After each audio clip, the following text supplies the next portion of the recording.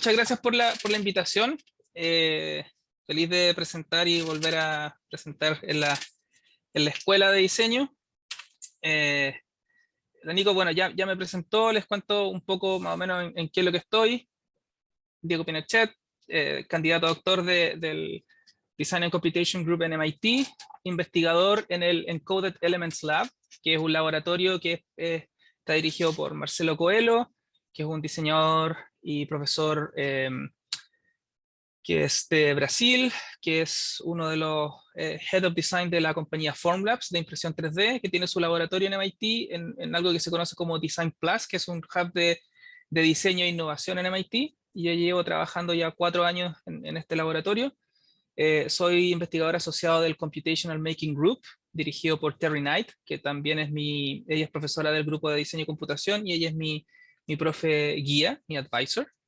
Y ahora también durante el periodo de verano, eh, estoy asumiendo un puesto de Computational Design Intern en New Balance Athletics, la empresa de deportiva, ¿cierto? Donde voy a estar aplicando ciertas cosas que estoy llevando a cabo en mi investigación de doctorado en MIT. Y por supuesto, sigo ligado al Design Lab como docente, donde he estado también gracias a la pandemia, sigo mucho en contacto con la escuela.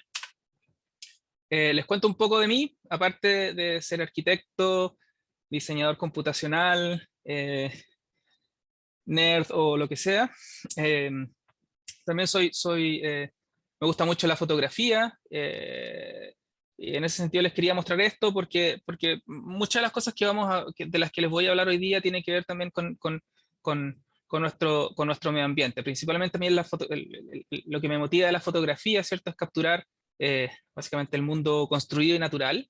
Eh, y de ahí nace también mucha de la inspiración de las cosas que, que hago, ¿cierto? Y mediante esta observación a través de la fotografía nacen también muchas de las inquietudes que guían mi investigación. Y en ese sentido, lo que ustedes ven acá es un collage desde que empecé que muestra proyectos que datan desde que empecé mi carrera profesional. Ahí voy a poner play on videos que no sé por qué eh, están en pausa.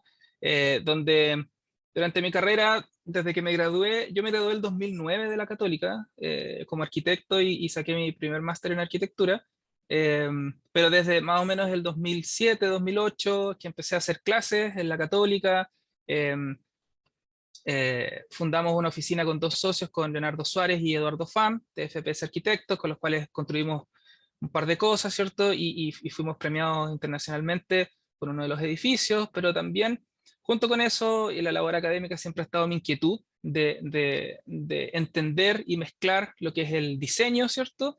Y la intersección que existe con la tecnología, ¿cierto? Porque hoy en día la tecnología en diseño es algo ubicuo, es algo que está en todos lados, ¿cierto? Y, y siempre me ha fascinado el tratar de entender cómo la aplicación de tecnología, ¿cierto?, al mundo del diseño, más allá de su propósito productivo o de representación, ¿cierto?, influye positiva o negativamente en la forma en que nosotros pensamos el diseño. Entonces, por eso, no sé, hoy en día o durante mi trayectoria, ¿cierto? No sé, he estado dedicado a hacer máquinas, a desarrollar máquinas, ¿cierto? Edificios, no sé, me he dedicado al Building Information Modeling, etcétera, etcétera. Y esto más o menos muestra un poco esa trayectoria, básicamente como dónde orbitan las cosas, o dónde yo he orbitado básicamente durante podemos decir, no sé, 14 años que llevo, ¿cierto? Donde he adoptado el diseño como una suerte de paraguas, ¿cierto? Mediante el cual yo me he podido mover tanto en la academia como en el mundo profesional, desarrollando proyectos que tienen que ver con tecnologías de construcción, ¿cierto? Consultorías de diseño, consultorías de arquitectura, desarrollo de aplicaciones móviles, por ejemplo. He desarrollado algunas aplicaciones, no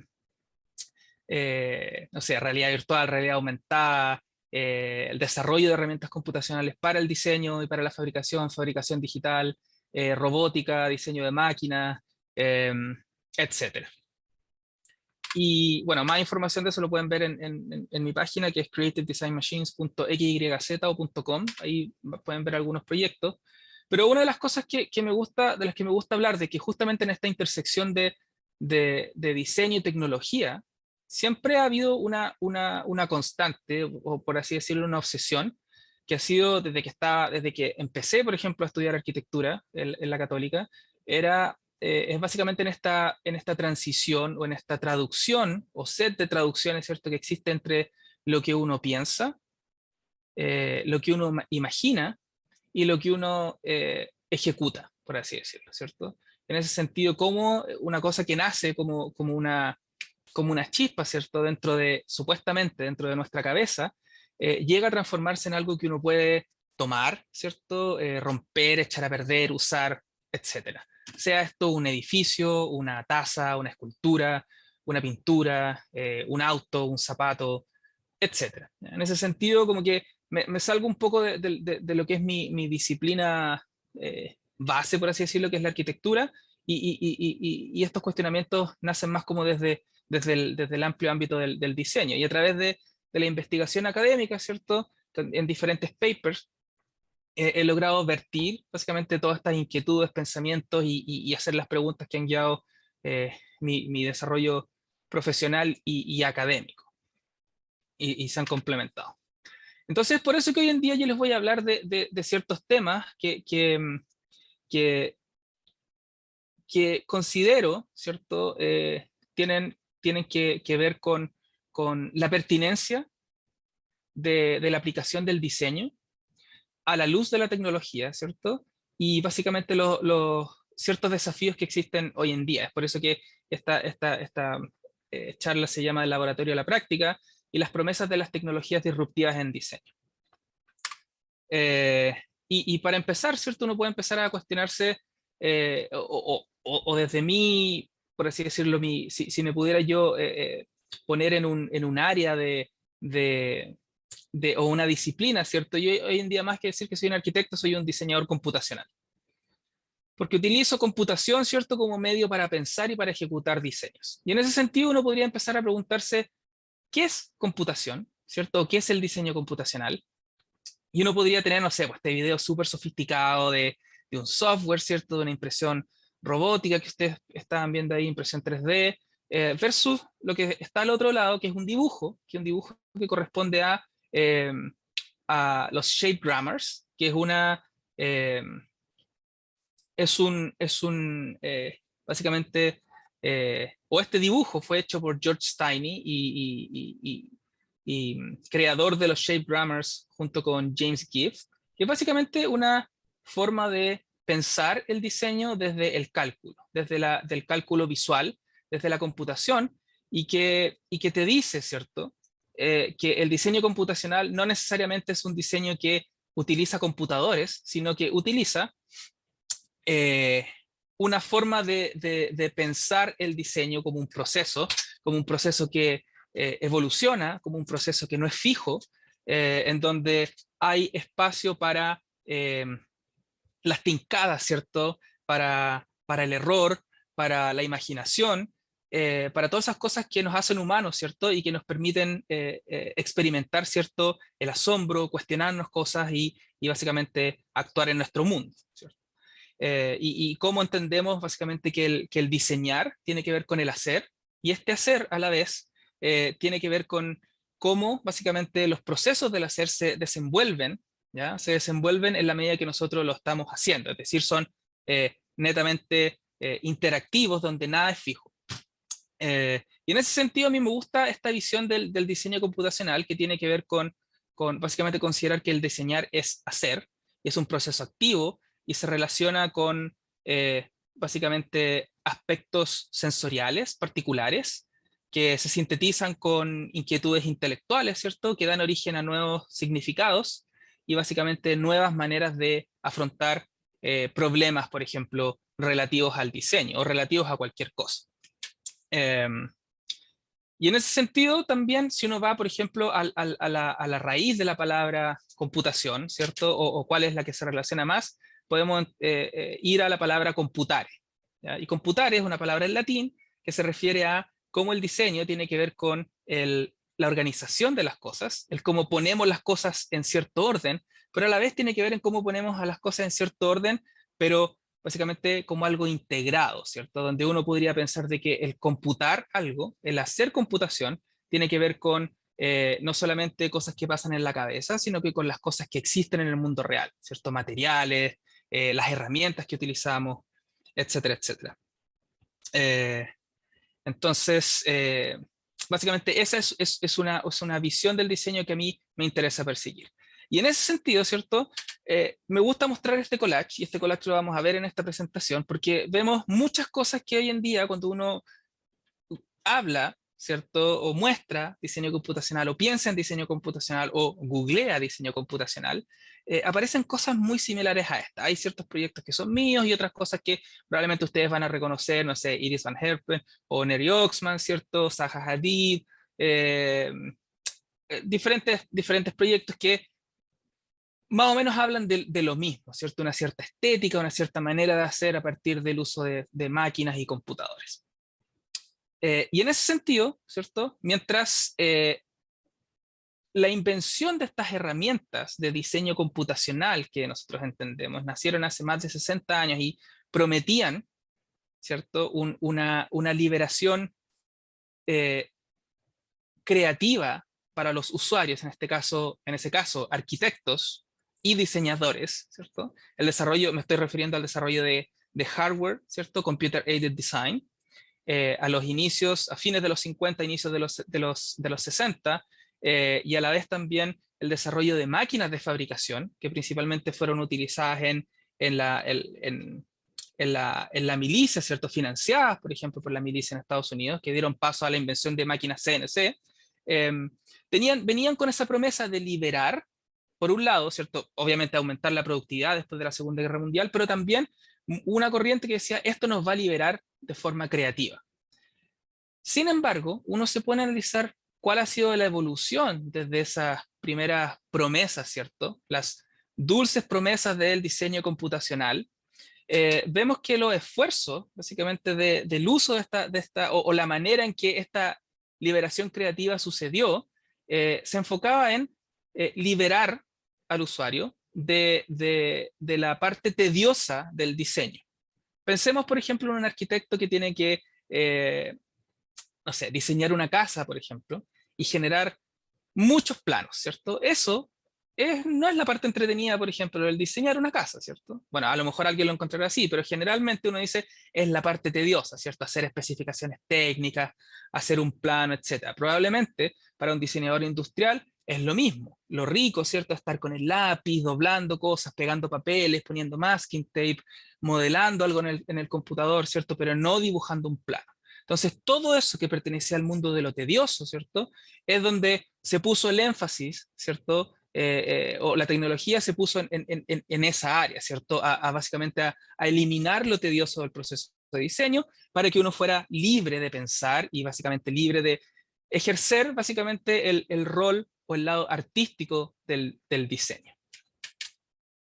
Y asume, básicamente, ¿cierto? Y por eso hablo del tema de la creatividad, de la parte intelectual del diseño, que en ese sentido perpetuó algo que desde los inicios del diseño arquitectónico, ¿cierto? De los tiempos de Alberti en el Renacimiento, asumía, ¿cierto? Que las ideas, ¿cierto? La verdad última, la parte creativa ocurría en la cabeza y no en el hacer, ¿cierto? De ahí, desde el tiempo de Alberti, hubo una separación entre el pensar y el hacer, donde el pensar es la verdad y el hacer es algo que puede hacer otra persona, ¿cierto? La casa la piensa el arquitecto y la hace el constructor, ¿cierto? Hay una separación. Y de alguna manera pasa un poco lo mismo acá, ¿cierto? Pese a que el pensamiento ha evolucionado un poco, básicamente lo que vemos hoy en día a la luz de las herramientas computacionales, sobre todo con fabricación digital, hay un flujo distinto, pero eso lo vamos a ir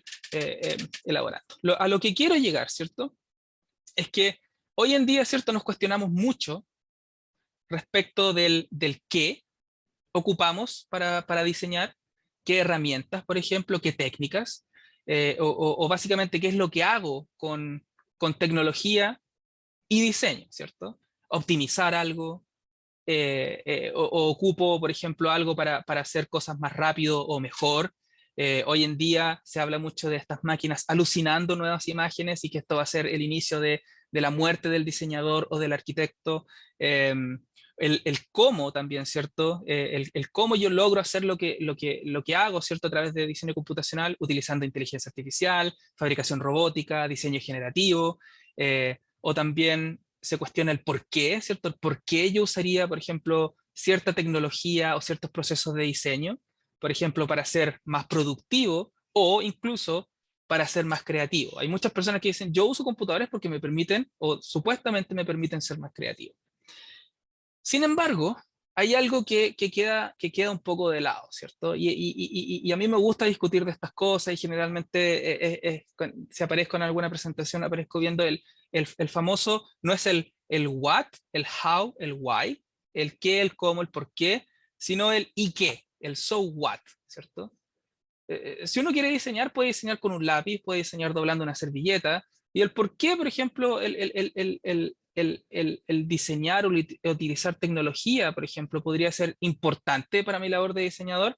Eh, ¿Por qué es importante para mí? ¿Y por qué también es importante para el resto? Y en esto yo soy bastante crítico porque pareciera, cuando uno muestra a alguien que no tiene idea de diseño, ¿cierto? Alguien que venga del mundo, no sé, de la biología, de la ingeniería, y ve imágenes como esta, ¿cierto? Y es súper flashy, ¿cierto? Es súper, eh, por así decirlo, imponente la imagen de ver formas sinuosas, cosas que parecen con materiales sofisticados, ¿cierto?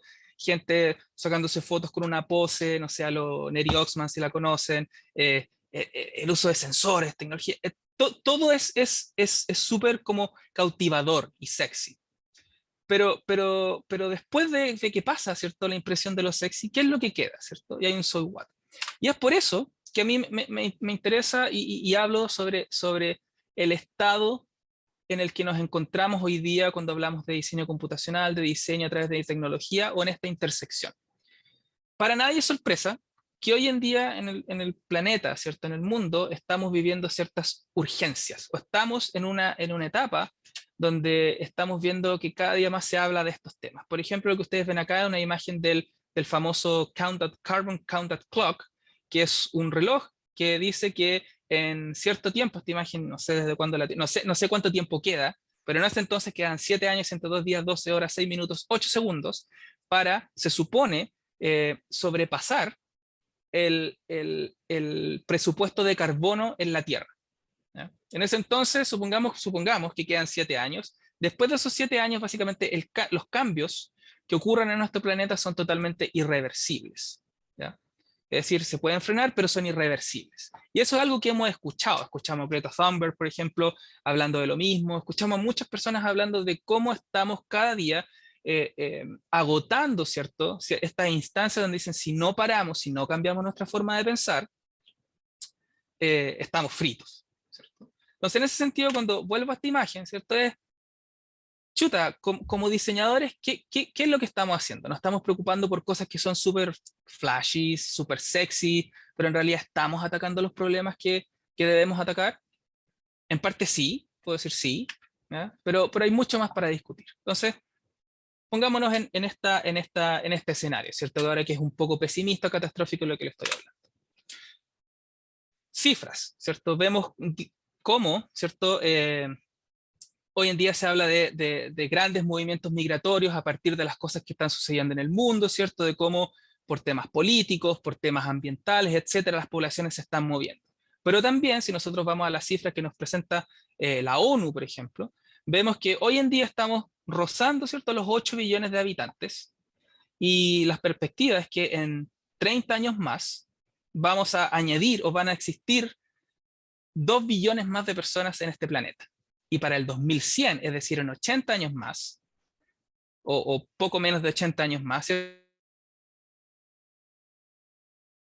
desde el punto de vista de lo que estamos viendo hoy, es catastrófico.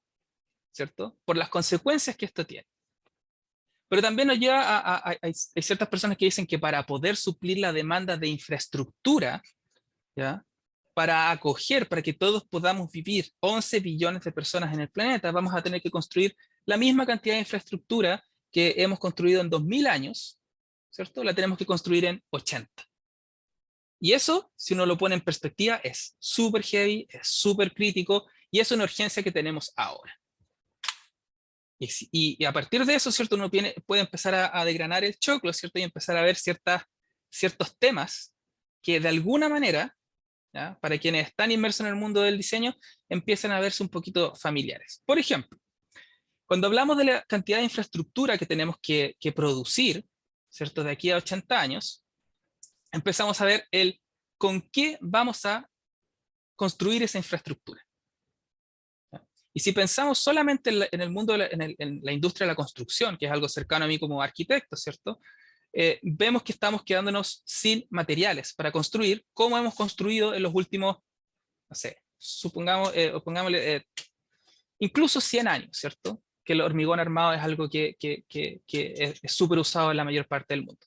¿Por qué? Porque ya existe problema de escasez de materiales. Hoy en día, este artículo es del 2018, ¿cierto? Que decía que estamos viendo una escasez de arena. Es una escasez de arena, y alguien dice, pero ¿cómo si estamos llenos de desierto y hay arena en todas partes, en las playas, etcétera? Pero esa arena no es la arena que se ocupa para hacer, por ejemplo, cemento. Y ya existen mercados negros de materiales, tanto de cemento, de arena, ¿cierto? Etcétera, etcétera, ¿cierto? Esto es algo que está sucediendo. Entonces, cuando pensamos, tenemos que construir mucho, pero ¿con qué vamos a construir? Urgencia número 1. Por otro lado, cuando vemos fotos como esta, ¿cierto? Pensamos también en los recursos hídricos. Para nadie es sorpresa, sobre todo en Chile, que el recurso hídrico es algo que escasea, sobre todo en el norte chico, y ahora está sucediendo en la parte central de Chile, donde el agua es algo escaso. Muchos procesos constructivos, muchos procesos que requieren el hacer cosas, ¿cierto? Requieren agua, y es algo que ya no tenemos, ¿ya? Ni siquiera en muchos casos para consumo humano. Y si pensamos también en la contaminación, no solamente del aire, sino que también del agua, la cosa se vuelve un poquito más, por así decirlo, como gris, ¿cierto? Hoy en día aparecen, ¿cierto? Y uno puede encontrar muchos papers, artículos respecto a la aparición de microplásticos, ¿cierto? En nuestro medio ambiente, que obviamente atentan no solamente contra la vida, ¿cierto? Porque es malo consumir microplásticos, sino que también la vida de los humanos, sino que también de los animales. Hoy en día se encuentran microplásticos en pescados, ciertos productos del mar, etcétera, etcétera. Urgencia número 2. ¿Cierto? Eso era en el ámbito de los materiales. Cuando pensamos ahora con qué energía vamos a construir lo que tenemos que construir, la cosa se pone un poquito más complicada, porque si solo vemos el sector de la construcción, y estos son números del 2015, y estos números obviamente se han incrementado, empezamos a analizar de que la industria de la construcción tiene casi el 40% del gasto energético hoy en día. Es una industria altamente ineficiente, ¿cierto? Si hablamos de construir infraestructura, aquí vemos que no tenemos tampoco, o probablemente tengamos problemas de suplir la energía necesaria para poder construir lo que tenemos que construir, ¿no?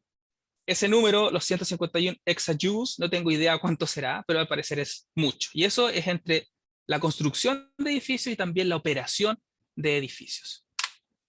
Y por último, cuando pensamos ya, ¿con qué vamos a hacer lo que tenemos que hacer?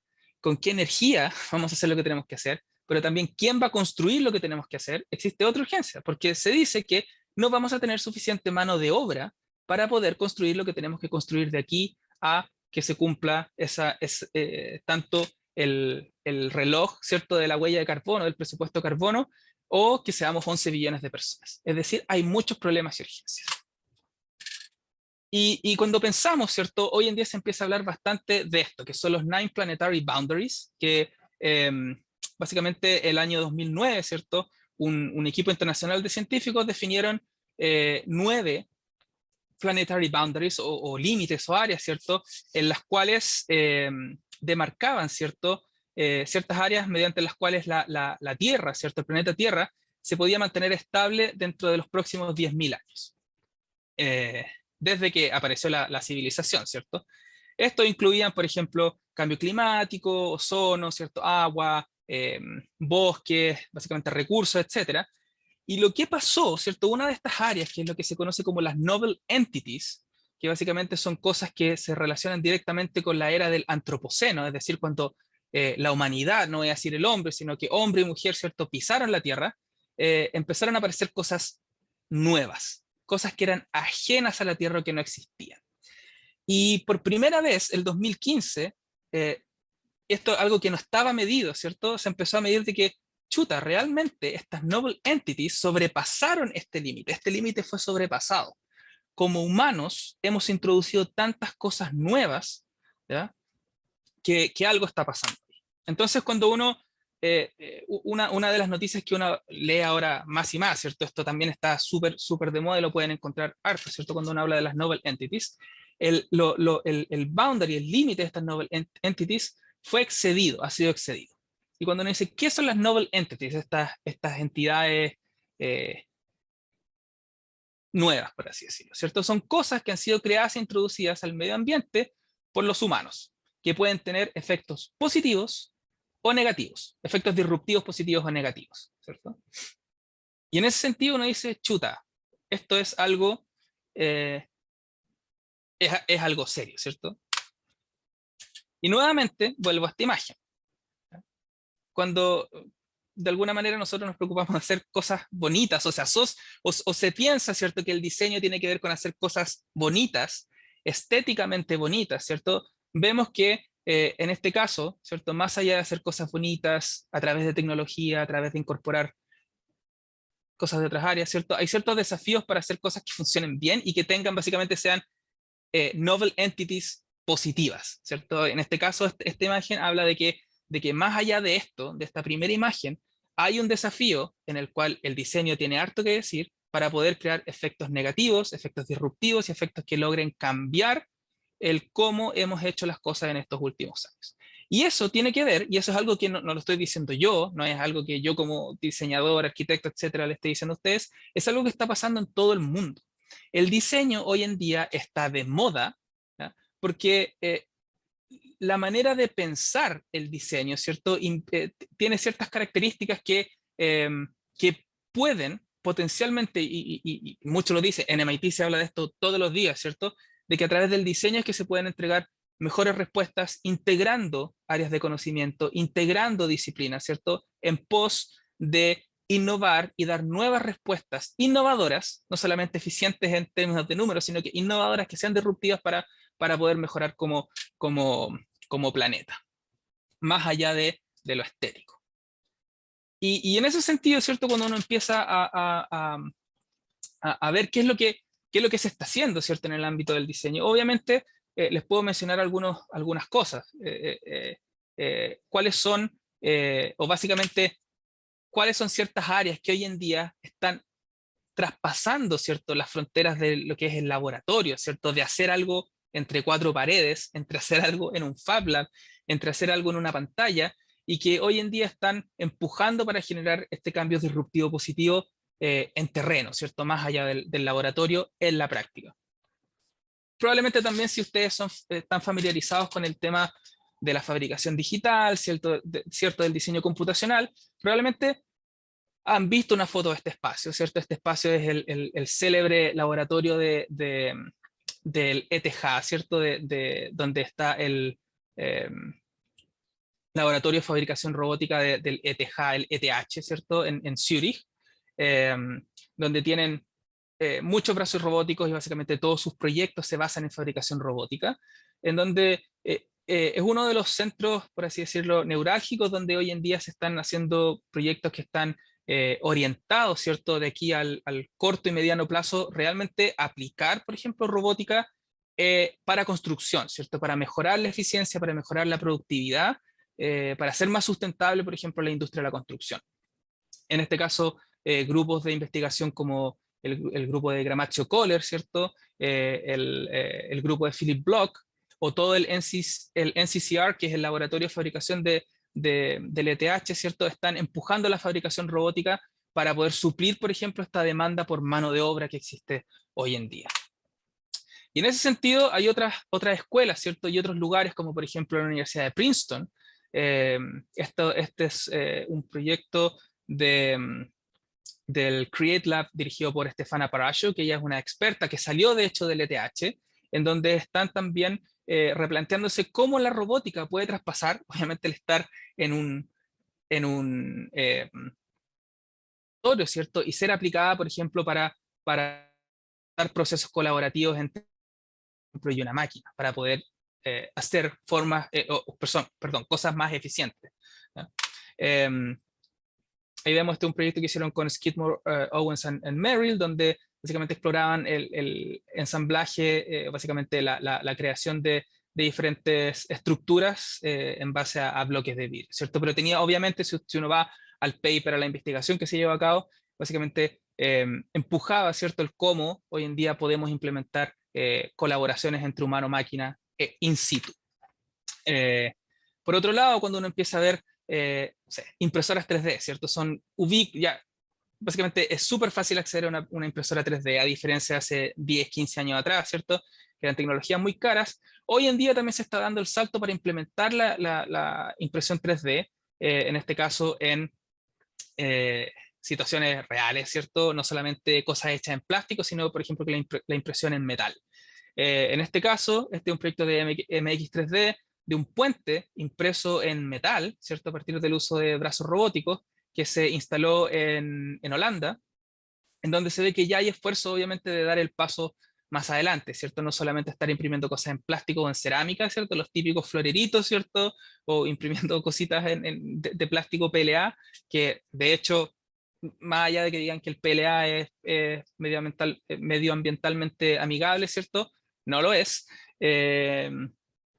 Y cómo se está dando un paso adelante para poder incorporar esto, está bien, es una forma súper sexy y sinuosa, pero básicamente es un paso adelante para decir, oye, en realidad estas tecnologías las podríamos ocupar para hacer otras cosas un poco más pertinentes y que respondan a las urgencias que tenemos hoy en día.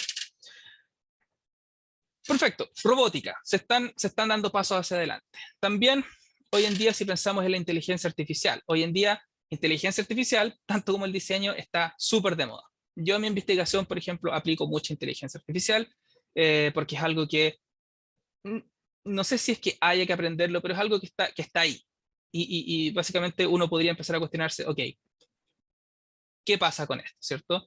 Lo que ustedes ven acá es una imagen de una representación de una red neuronal, ¿cierto? Que básicamente es una imitación o una abstracción, ¿cierto? De nuestro propio cerebro, cómo funciona nuestro cerebro, ¿cierto? Las redes neuronales, eh, y que son replicadas en un computador para poder hacer diferentes tareas, por ejemplo, regresión, predicciones, eh, generar contenido, no sé, detectar personas, discernir si una foto es de un perro o un gato, etcétera, etcétera. Y en ese sentido ha habido mucho progreso y hoy en día la mayor parte de las universidades, sobre todo en las escuelas donde hay computer science, ¿cierto? Ingeniería, el, el, el, el, la inteligencia artificial, especialmente el machine learning y el deep learning, ¿cierto? Son algo que sí o sí uno va a encontrar. ¿Ya? Hoy en día todo es machine learning, deep learning, aplicado a los teléfonos, aplicados a diferentes cosas, ¿cierto? Y cuando uno ve desde adentro, por ejemplo, la producción en la academia respecto de qué es lo que se está haciendo, uno ve mucho estas cosas. No sé si han escuchado ustedes lo que son las Generative Adversarial Networks, que son básicamente redes creadas que generan nuevo contenido, ¿cierto? Y básicamente, como ven desde el 2014, aquí hay una progresión de unas redes neuronales que creaban algo que parecía una cara, después algo con una baja resolución que también parecía una cara, pero menos deforme, y la tecnología en 6 años, por ejemplo, ha avanzado enormemente, donde hoy en día uno puede crear imágenes súper fotorrealistas de una persona que no existe, ¿ya? Hoy en día esto ha traspasado al mundo del 3D, por ejemplo, con tecnologías como NERF, que permiten generar a partir de un set de fotos nuevo contenido en 3D, o en este caso lo que se conocen como los diffusion models, que hoy en día uno puede decirle a un computador, oye, quiero que me hagas una silla con la forma de una palta, ¿cierto? De un avocado, y el computador crea esta imagen fotorrealista, ¿cierto? Esto es lo que uno ve en la academia, son cosas que de alguna manera alguien dice, pero ¿para qué sirven, ¿cierto? En este caso, ¿para qué sirve que alguien haga esto?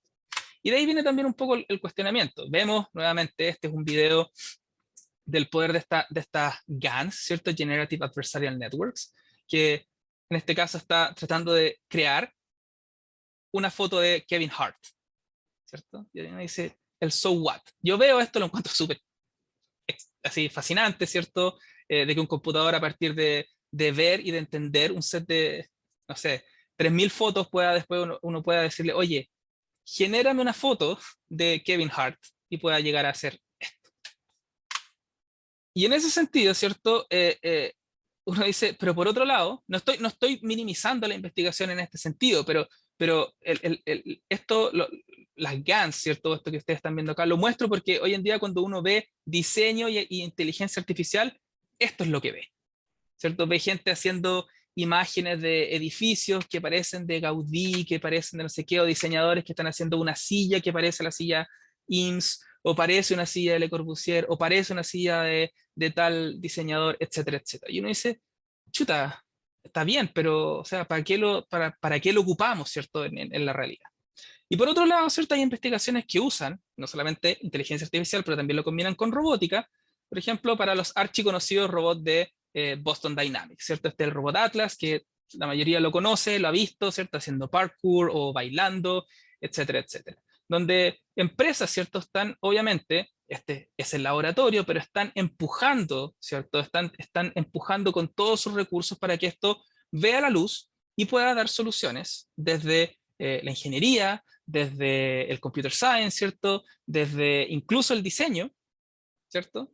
Para poder generar soluciones que puedan ser aplicadas el día de mañana. Y en este caso, estos robots utilizando simulaciones físicas súper complejas, ¿cierto? Hoy en día pueden hacer cosas que hace 10 años, 15 años, ¿cierto? Ni siquiera nos imaginábamos, ¿cierto? Que un robot pudiera hacer algo tan complejo como hacer un backflip, ¿cierto? Y no caerse, pese a que hay muchos videos donde muestran que esta cuestión tomó mucho tiempo que se pudiera hacer, pero básicamente era el proceso iterativo. Entonces, en ese sentido, ¿cierto? Parte de mi investigación, estas son cosas que tienen que ver con mi investigación propia, ¿cierto? Son temas que a mí me interesan. A mí me interesa el tema de la interacción, de la colaboración humano-máquina, y lo que ustedes ven son ciertas implementaciones de deep learning, ¿cierto? Machine learning, básicamente mucho más complejo, donde yo puedo interactuar, reconocer acciones humanas, ¿cierto? Puedo interactuar en este caso con una simulación de un brazo robótico. En este caso esto fue realizado durante tiempos de COVID, ¿cierto? Que puedan ser utilizados en la industria. Se los muestro por cosas que van a venir después. En este caso también, el cómo nosotros podemos generar herramientas que permitan diseñar de manera más rápida, de manera más óptima. En este caso es un proyecto que me tocó participar el año 2018 junto con un colega, Renaud Danaiv, del grupo de Building Technology, en donde creamos, ¿cierto? Un algoritmo, entrenamos una red neuronal en la cual, básicamente con una aplicación, lo que ustedes ven ahí en una de las fotos, ¿cierto? Es un profesor del MIT, ¿cierto? Ocupando un iPad y dibujando lo que ustedes ven en el video, ¿cierto? Y a través de sus dibujos el computador es capaz de entender qué es lo que yo básicamente quiero hacer. En este caso es cómo uno pasa desde el 2D al 3D de manera completamente casi en tiempo real. Hay un pequeño lag ahí entre el computador, tiene que procesar un modelo 3D. Estas implementaciones tienen que ver que básicamente, o lo que voy con esto es que más allá de aplicar cierto pensamiento computacional, cierto, una lógica de diseñador a procesos productivos para hacer cosas bonitas, sino que son cosas que puedan tener un impacto o un uso en el mundo real. Lo que ustedes ven aquí es otra parte de una implementación que estoy haciendo para mi propia investigación, es cómo tú básicamente puedes decirle a un computador algo tan simple como mueve un cubo de este lugar hasta este lugar. El computador hace estos cálculos, por eso se mueve para todos lados, ¿cierto? Está viendo cuáles son las posibilidades para moverse sin chocar con el mismo o chocar con estos, básicamente, cubos que representan eh, obstáculos, ¿cierto? Para poder hacer lo que yo le estoy diciendo. En este caso yo no estoy programando un robot, sino que le estoy diciendo simplemente coloca ese cubito verde que se ve ahí desde el punto A hasta el punto B. Y esta es la simulación, esta es la representación de lo que el computador simula, ¿no? Esto está obviamente ralentizado para mostrar básicamente qué es lo que está calculando el computador para después encontrar cuál es la ruta más óptima. No sé por qué. Ahí. Y en este caso, ¿cierto? Se los muestro todo esto, la generación de un sketch 2D a un 3D, ¿cierto? El robot calculando, obviamente, una trayectoria sin yo tener que programarlo. el robot básicamente moviéndose y calculando en tiempo real los ángulos de cada, por ejemplo, rótula, ¿cierto? A partir de mis gestos, porque estas cosas pueden aplicarse, ¿cierto? Y uno de estos proyectos también realizados con colegas del MIT y también de Harvard, ¿cierto? Desarrollamos, por ejemplo, o mezclamos, ¿cierto? El tema de la fabricación digital con el uso de algoritmos para generar, por ejemplo, impresión en arcilla, ¿cierto? Ligera, ¿cierto? Buscar nuevas posibilidades, por ejemplo, de impresión. ¿Ya? Son aplicaciones que el día de mañana podrían tener una aplicación para hacer estructuras más eficientes, etc. De igual manera, por ejemplo, estas son imágenes de un paper que fue publicado este año, que lo presentamos en una conferencia con el profesor ahora de Rensselaer Polytechnic University, pero fue profesor del Design Lab, Alexander Tsamis, donde hicimos un paper de cómo podemos aplicar, por ejemplo, redes neuronales para poder optimizar la generación de código G, básicamente el código que permite a una impresora moverse, ¿cierto? Cuando se utilizan múltiples materiales, ¿cierto? En impresión 3D.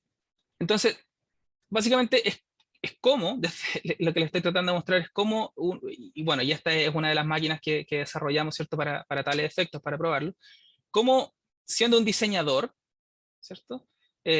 Uno integra cierto conocimiento altamente técnico desde otras disciplinas, ¿cierto? Donde no necesariamente a mí no me interesa ser un ingeniero, pero me interesa ver hasta cuánto nosotros podemos, obviamente, empujar los límites para poder hacer cosas que puedan tener una repercusión el día de mañana. Entonces, en este caso, lo que les mostraba, ¿cierto? Cómo imprimir estructuras más ligeras sin yo tener que programar un brazo robótico, o cómo, por ejemplo, optimizar la distribución material en una forma que yo quiera imprimir.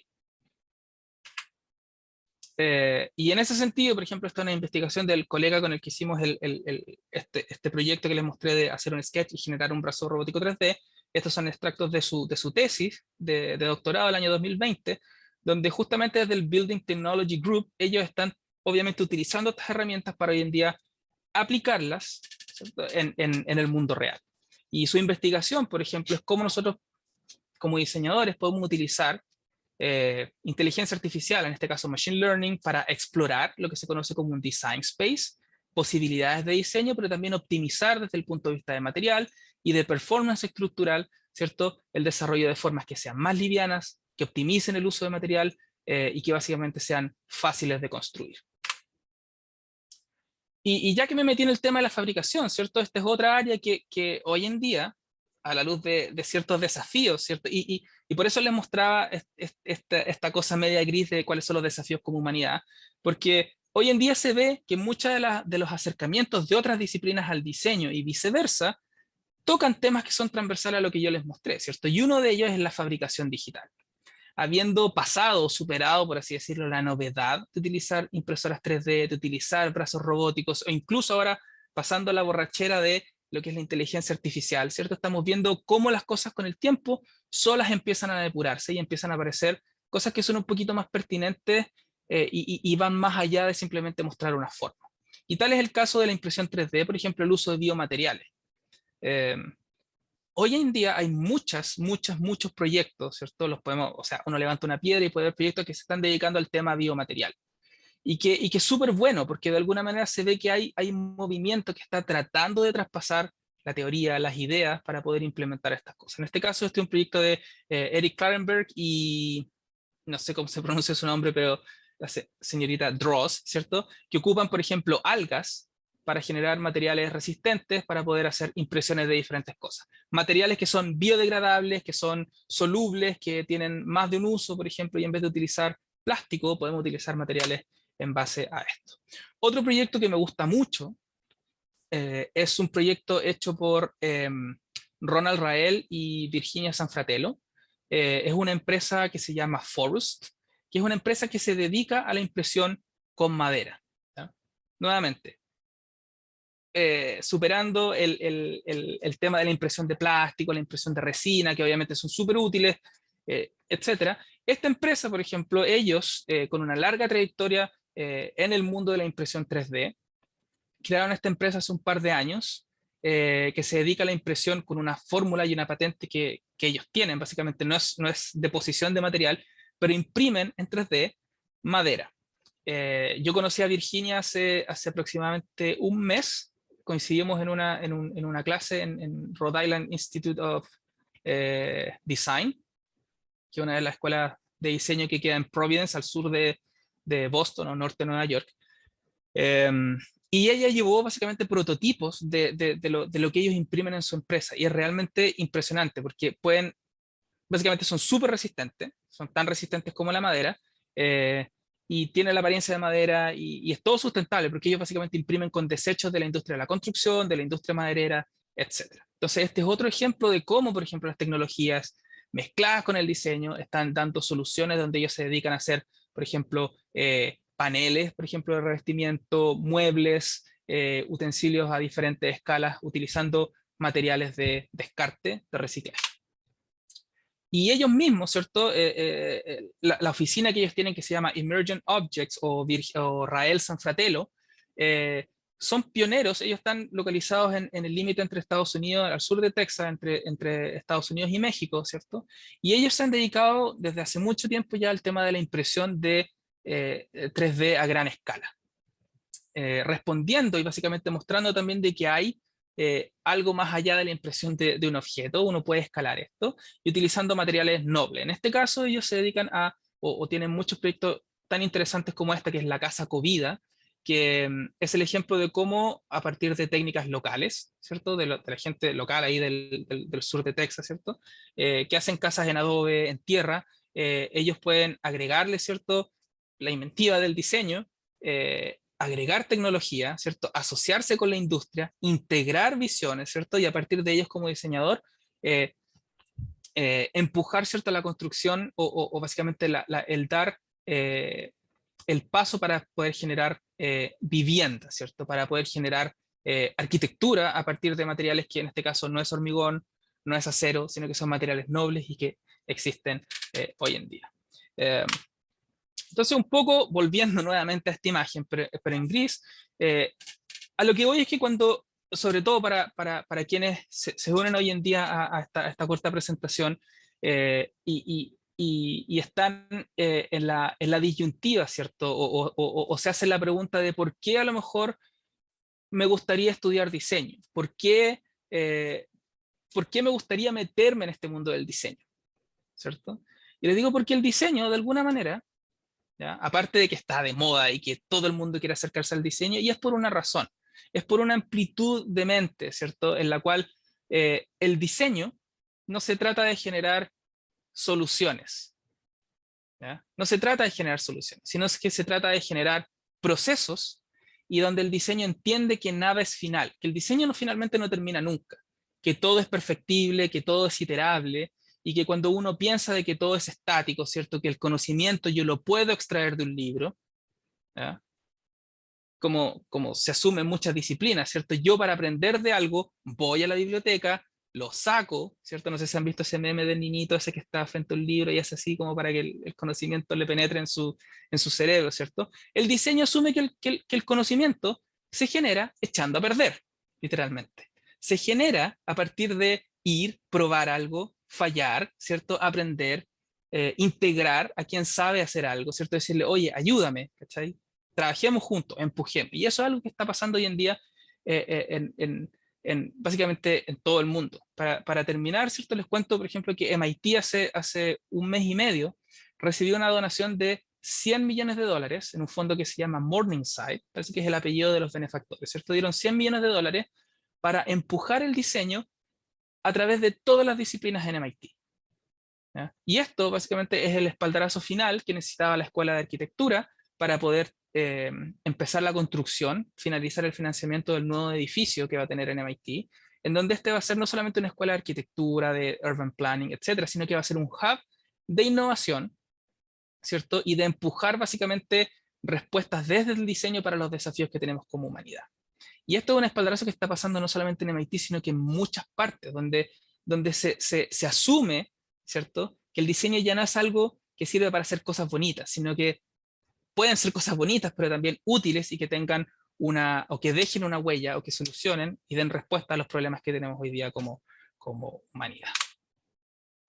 Muchas gracias. Para quien quiera saber más de las cosas que hago, sé que ha sido, obviamente, hoy llevo 50 minutos hablando y es algo que a lo mejor da para mucho. Me pueden, no sé, ir a mi página, me pueden escribir a mi correo. En Instagram también tengo algunas cosas. Así que feliz también de contactarlos después.